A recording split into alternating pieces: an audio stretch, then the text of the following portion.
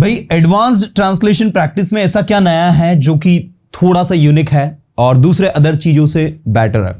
सो मैं आपको रिमाइंड करवाना चाहूंगा कि इसमें हम लोग सेंटेंस मेकिंग को नेक्स्ट लेवल पर लेकर जाएंगे। जैसे मैंने कहा कुछ भी ऐसे रैंडम सेंटेंस जो कॉन्वर्सेशन पर बेस्ड है। मैंने उससे पूछा कि उसके पास क्या है और उसने कहा उसके पास कुछ नहीं है, ठीक है, और जो भी उसके पास था वो सब कुछ खो गया और राइट नाउ इस स्थिति में उसके पास कुछ भी नहीं बचा है, अब कुछ भी नहीं है। अब इस बात को जो है अगर आप अपने शब्दों में कहते हो तो किस तरीके से कहते हो? तो पहले अगर आप इस कंटेंट को लिखें तो लिखने में आप पहले क्या कहोगे? मैंने उससे पूछा उसके पास क्या है, I asked him what he had. अब देखो यहां हैज का क्या हो जाएगा? हैड। मैंने उससे पूछा उसके पास क्या है, एंड ही रिप्लाइड। अब देखो रिप्लाइड भी कह सकते हो आप इसे, या फिर टोल्ड भी कह सकते हो, या आंसर्ड भी कह सकते हो। And he replied, he told me that he had nothing. ध्यान देना थोड़ा सा, जो कुछ भी उसके पास था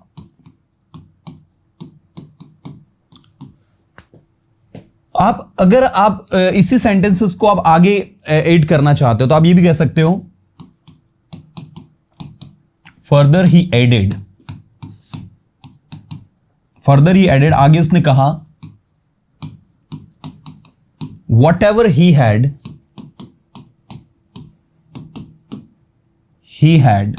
जो कुछ भी उसके पास था, ही हैड लॉस्ट इट, उसने उसे खो दिया। Now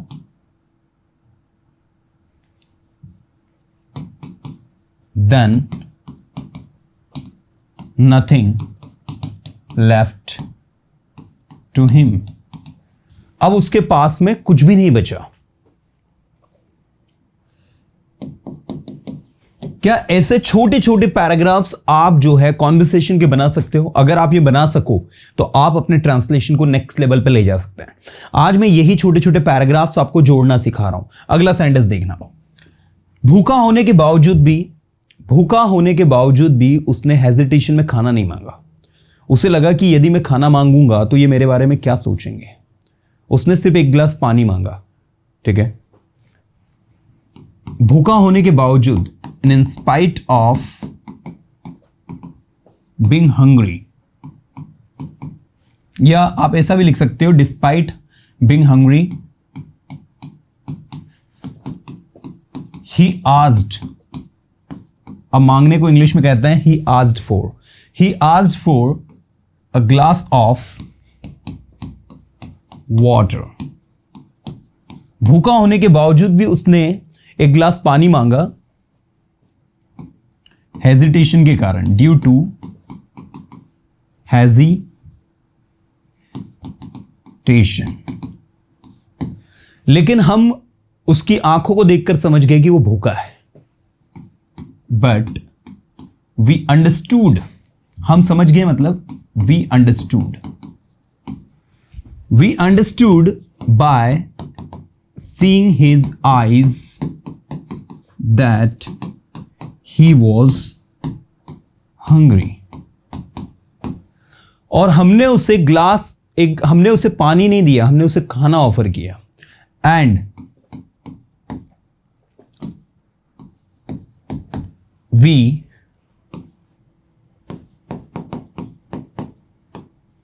offered him food, not water। ये एक पैराग्राफ बन गया। अगला paragraph,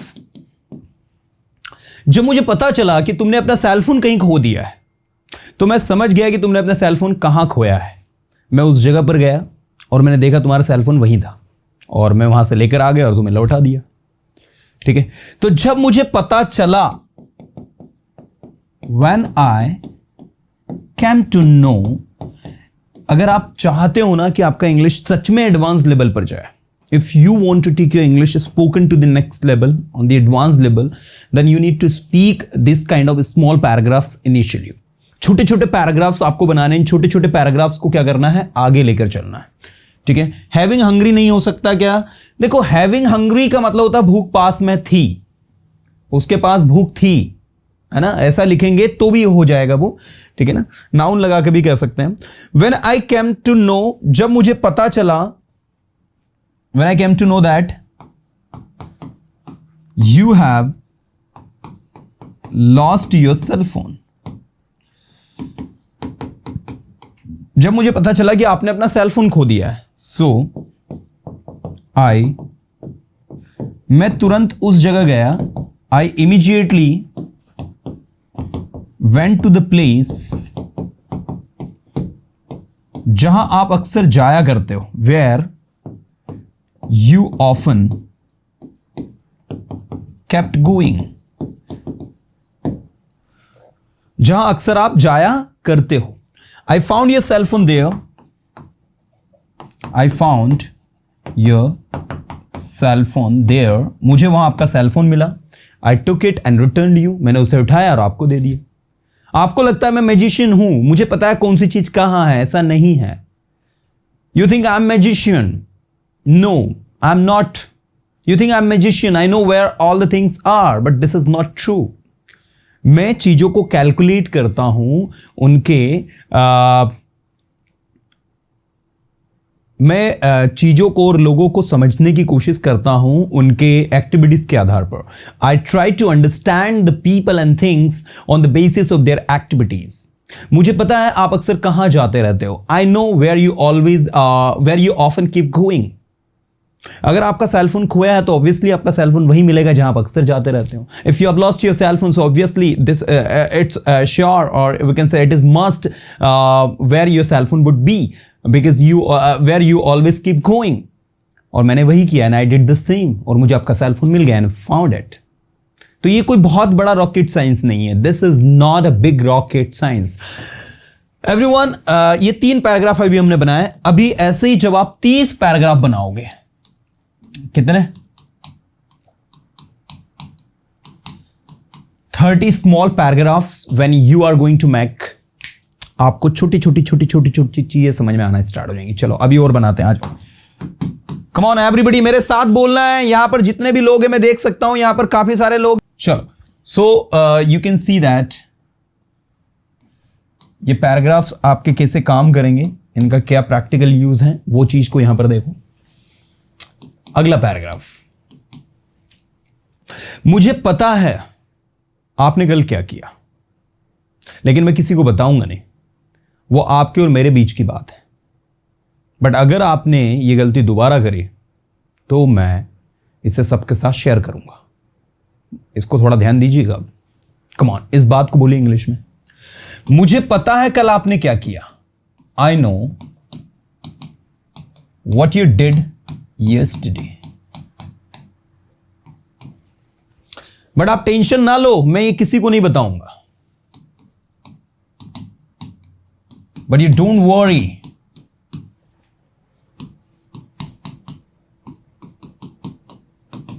I will not disclose it with anyone. लेकिन यदि गलती तुमने दोबारा करी, but if you make this mistake again, I will share it with everyone.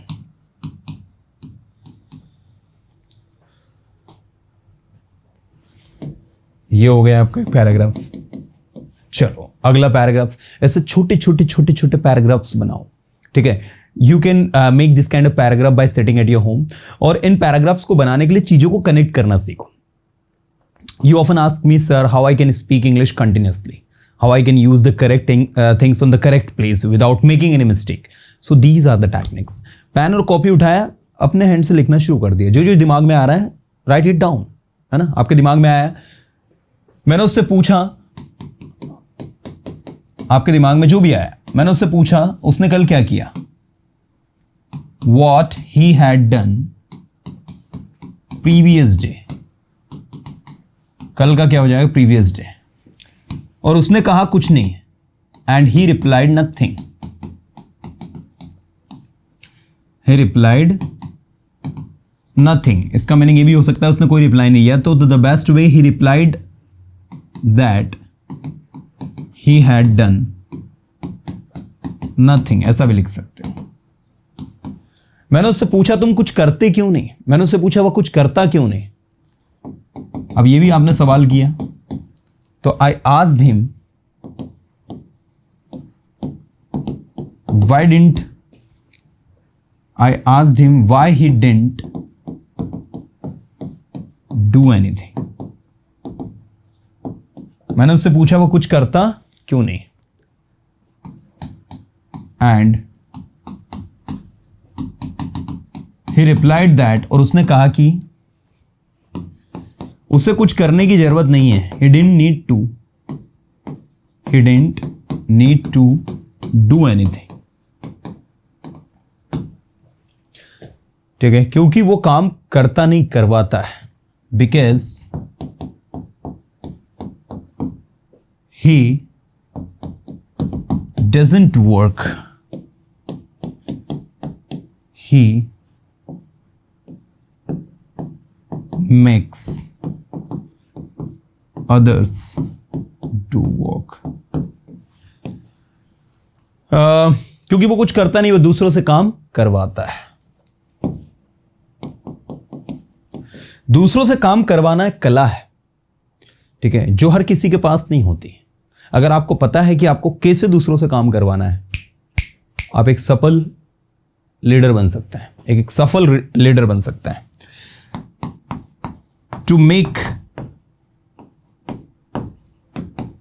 the work do, या फिर आप इसको ऐसा भी लिख सकते हैं, दूसरों से काम करवाना, to get the work done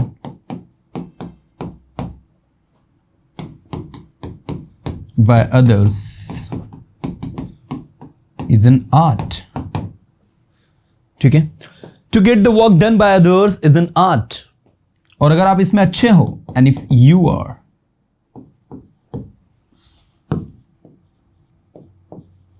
good at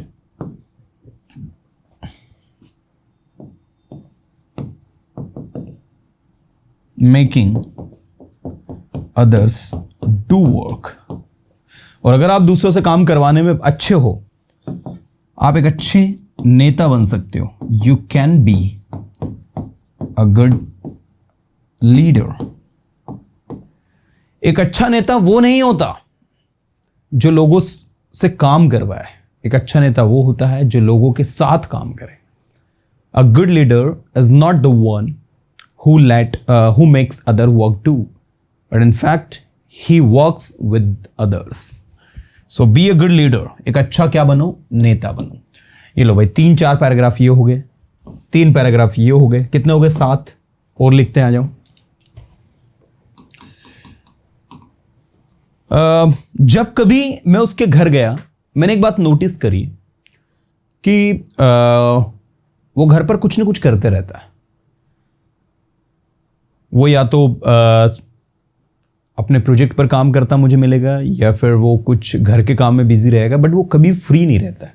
और यही आदत है कि वो एक सफल बिजनेसमैन है और अपने जीवन में बहुत ज़्यादा सक्सेसफुल है, क्योंकि वो अपने समय को बर्बाद नहीं करता है। चलो, जब कभी मैं उसके घर गया, whenever I went at his home,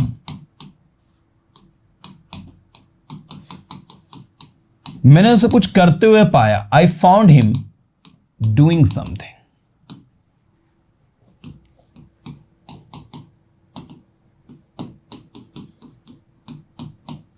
I found him either working on his project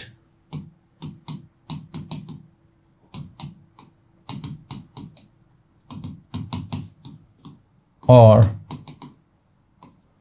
doing some household chores।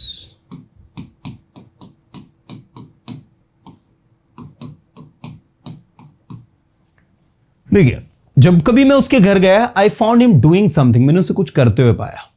I found him either working on his project, मैंने या तो उसको अपने उसके प्रोजेक्ट पर काम करते हुए पाया, और doing something some household chores, या फिर उसको कुछ हाउस होल्ड चोर्स करते हुए पाया. But I never found him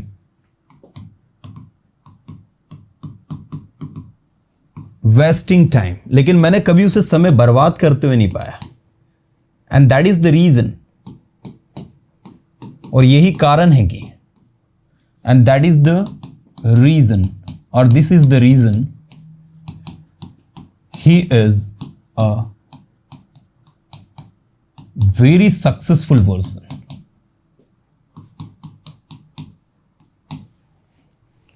ठीक है, वो समय के एक एक क्षण का उपयोग करता है, वो समय के एक एक क्षण को वेस्ट नहीं करता. He utilise every single second of time, he doesn't waste it, इसीलिए वो सफल है. That's why he successful. ये लो भाई, एक पैराग्राफ ये हो गया.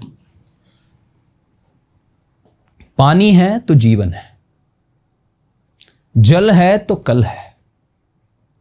ये जो विचार है, ठीक है, ये गलत नहीं है. बिना पानी के सब कुछ अधूरा है.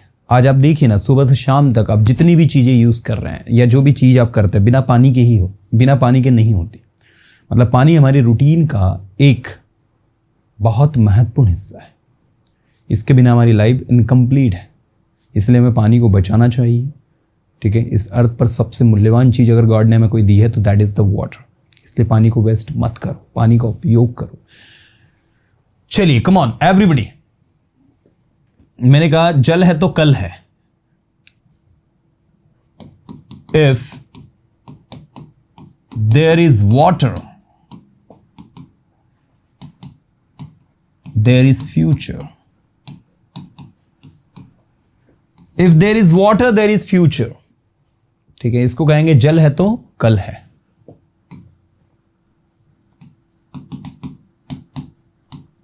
बिन पानी सब सुन, विदाउट वाटर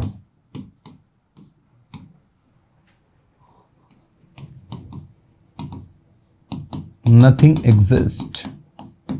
बिन पानी के कुछ भी अस्तित्व में नहीं है. मतलब बिन पानी सब सुन, सुन मतलब सुना है, कुछ भी एग्जिस्ट नहीं करता है.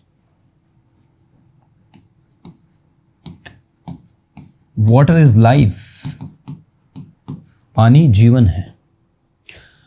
आप देख सकते हैं कि सुबह से शाम तक जितने भी हम वॉक करते हैं वो पानी से ही होते हैं. You can notice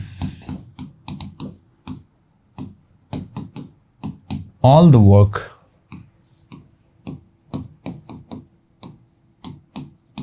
that we do from